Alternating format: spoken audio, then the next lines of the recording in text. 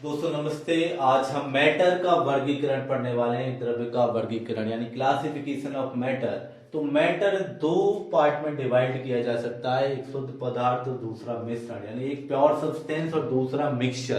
तो मिक्सचर को तो आप पहले से ही जानते हैं कि मिक्सचर को तो हम दो पार्ट में फर्दर भी डिवाइड कर सकते हैं, एक विस्मांगी विस्मांगी मिक्सचर और एक समांगी मिक्सचर। यानी समांगी और विस्मांगी में हम मिश्रण को डिवाइड कर सकते हैं, यानी होमोजीनियस और हेट्रोजीनियस मिक्सचर्स में हम इसको डिवाइड कर सकते हैं।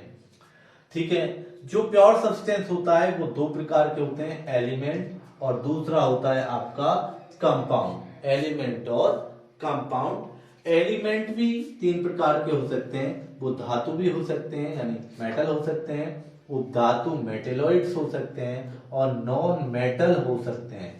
ये भी आगे डिवाइड किए जा सकते हैं। और कंपाउंड तो आप समझते हैं कि इनऑर्गेनिक कंपाउंड जिनके पास कार्बन नहीं होता, अकार्बनिक, अकार्बनिक मीन्स नहीं, और कार्बन जिनके पास कार्बन नहीं है वो इनऑर्गेनिक है, और जिनके पास कार्बन है तो वो क्या है, ऑर्गेनिक यानी कार्बनिक यौगिक हैं। ठीक है। तो हम इसके बारे में डिस्कस करेंगे। तो प्योर सब्सटेंस क्या है या शुद्ध पदार्थ क्या है? शुद्ध पदार्थ उसे कहते हैं जिसमें केवल एक प्रकार के पार्टिकल्स मौजूद होते हैं, एक प्रकार के कण होते हैं। जैसे आपके घर में डिब्बे में रखी चीनी है, चीनी में एक जैसे पार्टिकल है, तो वो एक शुद्ध पदार्थ है, एक प्योर सब्सटेंस है। आपका नमक है NaCl, वो एक शुद्ध पदार्थ है।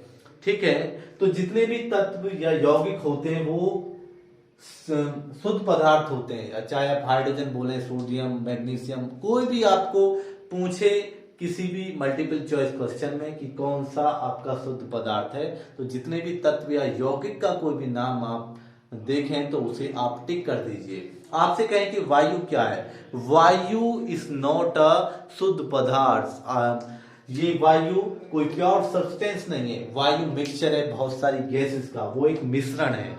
उसमें वायु में लगभग 78% नाइट्रोजन और 21% आपका कौन बनाता है, ऑक्सीजन, यानी 99% ये दोनों गैसेस होती हैं और 1% में अदर होती हैं।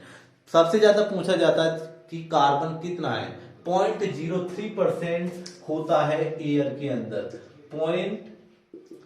0.03% पाया जाता है कार्बन इन द एयर। तो आप ध्यान रखें। तो एयर एक मिक्सचर है, आपको ध्यान रखना है। ठीक है। तो हम इसके बारे में और डिटेल में डिस्कस करते हैं। जैसे प्योर सब्सटेंस क्या है, what is called pure substance. तो pure substance the substance which contains one type of the particles, जिसमें एक प्रकार के पार्टिकल्स, एक प्रकार के कण मौजूद होते हैं, उसको हम शुद्ध पदार्थ कहते हैं। ठीक है। शुद्ध पदार्थ को हम आगे दो चेन और बना सकते हैं, दो में डिवाइड कर सकते हैं, एक एलिमेंट और एक कंपाउंड। एलिमेंट आप जानते हैं, आपने पीरियोडिक टेबल का नाम सुना होगा, आवर्त सारणी का नाम सुना होगा। आवर्त सारणी सबसे पहले मेंडलीव ने बनाई थी और मेंडलीव की आवर्त सारणी कहीं हद तक बहुत कामयाब रही, लेकिन कुछ नए डिस्कवरी हो जाने के बाद और परमाणु क्रमांक की खोज हो जाने के बाद मोजले ने एक नई आवर्त सारणी बनाई जिसे आधुनिक आवर्त सारणी कहते हैं। वही आपकी जो प्रेजेंट फॉर्म है, जो वर्तमान आवर्त सारणी वही है। मेंडलीव की पुरानी हो गई क्योंकि नए तत्व आ गए तो उसके सारे नियम फेल हो गए, बहुत सारे नियम फेल हो गए, कुछ पास भी हुए। ये चीजें हम क्लासिफिकेशन वाले चैप्टर में डिस्कस करेंगे। तो एलिमेंट कितने होते हैं, लगभग 118 तत्वों का स्पेस हमारी नई पीरियोडिक टेबल में प्रेजेंट है, जिनमें 118 में आपके लगभग 94 जो एलिमेंट्स हैं शुरू वाले वो नेचुरल हैं, यानी प्राकृतिक हैं। प्राकृतिक है 94, यानी 94 जो एलिमेंट हैं उनको प्राकृतिक बोला जाता है, और बाकी क्या है आपके कृत्रिम है, आर्टिफिशियल है, खुद लेबोरेटरी में साइंटिस्ट के द्वारा तैयार किए हुए हैं। तो 94 एलिमेंट है। और यूरेनियम के बाद के, यूरेनियम होता है 92 नंबर पर, यानी इसका परमाणु क्रमांक 92 है। उसके बाद के जितने भी एलिमेंट हैं उनको हम ट्रांस यूरेनियम एलिमेंट कहते हैं। ट्रांस यूरेनियम तत्व। तो 94 तक के नेचुरल हैं, कुल 118 हैं, लेकिन 118 की भी अभी डिस्कवरी कंप्लीट नहीं हो पाई है। अभी मेरे ख्याल में 114 एलिमेंट। अब आप कहेंगे मेरे ख्याल में क्यों बोल रहे हैं, आप तो सर है, आपको तो पूरा बताना चाहिए। अभी भी 114 ही सही ज्ञात हैं। अभी कुछ एलिमेंट पर एक दो की बातें चल रही हैं, लेकिन पूरे नहीं हो पाए हैं, लेकिन नाम पहले से डिक्लेयर्ड हैं। क्योंकि आपने देखा होगा कि आवर्त सारणी में सारे तत्व के सिंबल लिखे हुए हैं, लेकिन 114 उनमें से पता है। ठीक है, आगे चलते हैं। जो तत्व है, तत्व को हम और आगे भी डिवाइड कर सकते हैं। 3 प्रकार के तत्व हम अपनी आवर्त सारणी में पढ़ते हैं। वो हैं आपके मेटल्स, मेटेलॉइड्स और नॉन मेटल्स। मेटल्स लगभग 78% यानी ज्यादातर हिस्सा मेटल का है। ज्यादातर हिस्सा किसका है? मेटल का। मेटेलॉइड वही 8 एलिमेंट, बोरोन हो गया आपका, सिलिकॉन हो गया, ठीक है, बोरोन, सिलिकॉन, जर्मेनियम, आर्सेनिक, ठीक है, boron, silicon, germanium, arsenic, antimony, tellurium और पोलोनियम। वही 7 तत्व आपके मेटेलॉइड में आते हैं। कहीं कहीं ये 8 भी लिखे हो सकते हैं, लेकिन boron, silicon, germanium, arsenic, antimony, SB मतलब एंटीमनी, टेलुरियम, पोलोनियम, कहीं एसिटाइन को भी ले लेते हैं, लेकिन 7 तत्व आप ध्यान रखिए, boron, silicon, germanium, arsenic, antimony, tellurium, polonium, ये 7 जो है ये आपके मेटेलॉइड्स हैं। चलो एसिटाइन को भी ले लेते हैं, लेकिन एसिटाइन पूरा उसका भी कैरेक्टर मिलता है, लेकिन 7 को आप जरूर ध्यान रखिएगा, boron, silicon, germanium, arsenic, antimony, tellurium, polonium. और अगर कोई ऑप्शन आपको सारे मेटल लग रहे हैं और आपको एसिटाइन मिल गया 80, तो उसको भी आप टिक कर सकते हैं। अगर नहीं है तो कोई चलेगी, 7 आप ध्यान रखें। Non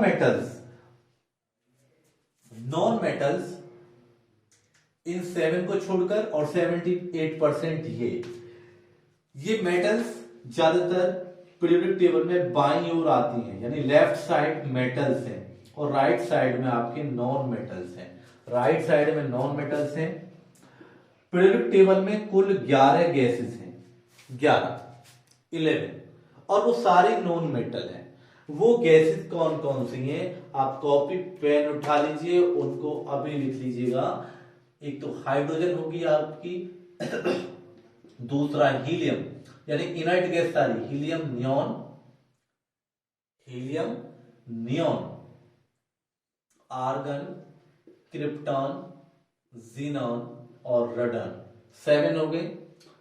nitrogen, oxygen, fluorine, chlorine, कितने हो गए? ये कुल मिलाकर के आपकी ये हाइड्रोजन हो गई, नाम भी लिख लीजिए सामने, हीलियम, ये आपकी नियॉन, ये argon, krypton, xenon, radon, nitrogen, oxygen, fluorine, chlorine. 1 2 3 4 5 6 7 8 9 10 11, ये 11 गैसेस जो हमारे पीरियोडिक टेबल में हैं वो सारे नॉन मेटल्स हैं, और ये केवल 11 ही गैस हैं हमारी पीरियोडिक टेबल के अंदर। तो ये ध्यान रखें।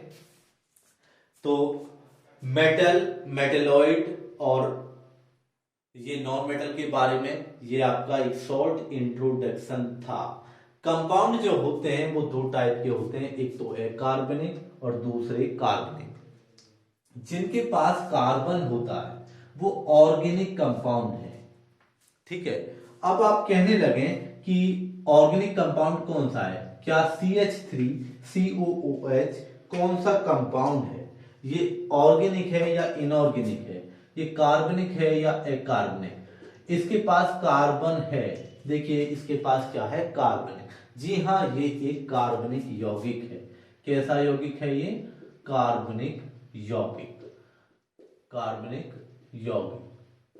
ठीक है। आप पूछने लगे CaCO3 ये कैसा है? CaCO3 देखिए कार्बन है तो कार्बनिक होना चाहिए, लेकिन आप इसको ये भी ध्यान रखना है कि दो इसके अपवाद भी हैं। कार्बोनेट यानी कार्बोनेट होता है CO3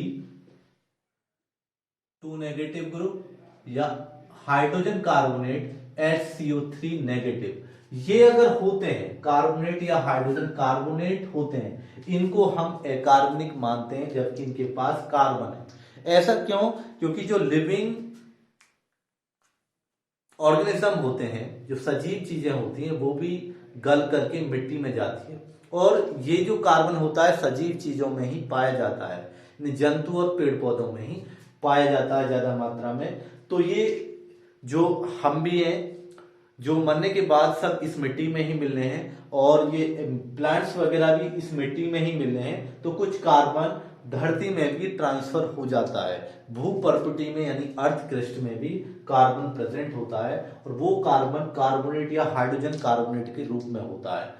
मिट्टी में बहुत सारी मेटल्स भी हैं, बहुत सारी धातुएं भी हैं, तो उनके साथ ये कंबाइन कर जाता है। जैसे इसने कैल्शियम कार्बोनेट बना लिया, तो कैल्शियम कार्बोनेट कैसा यौगिक है? अकार्बनिक, जबकि इसके पास कार्बन है। कार्बन किस फॉर्म में है? कार्बोनेट फॉर्म में। तो ये एक अकार्बनिक यौगिक है। कार्बनिक यौगिक अगर किसी के पास कार्बोनेट हाइड्रोजन कार्बोनेट को छोड़कर अदर कार्बन है, तो वो एक कार्बनिक यौगिक होगा। जैसे मैं एक इथाइल एल्कोहल का आपको एग्जांपल बताता हूं, C2H5OH।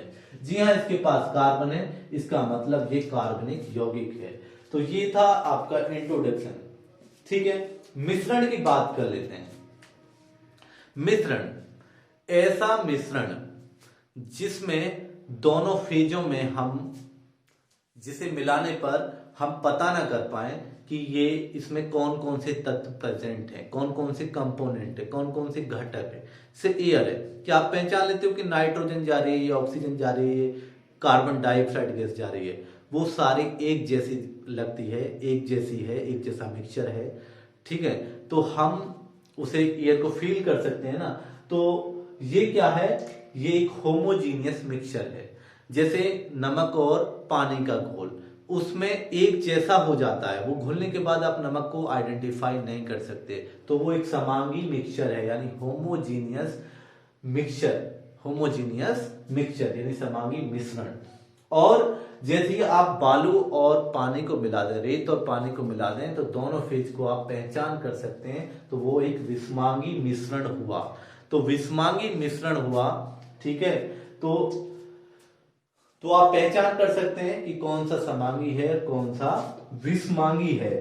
तो हम डिटेल्स में अब पढ़ते हैं कि धातु क्या चीज होती है और अधातु क्या चीज होती है, और ये मेटलॉइड्स क्या होते हैं।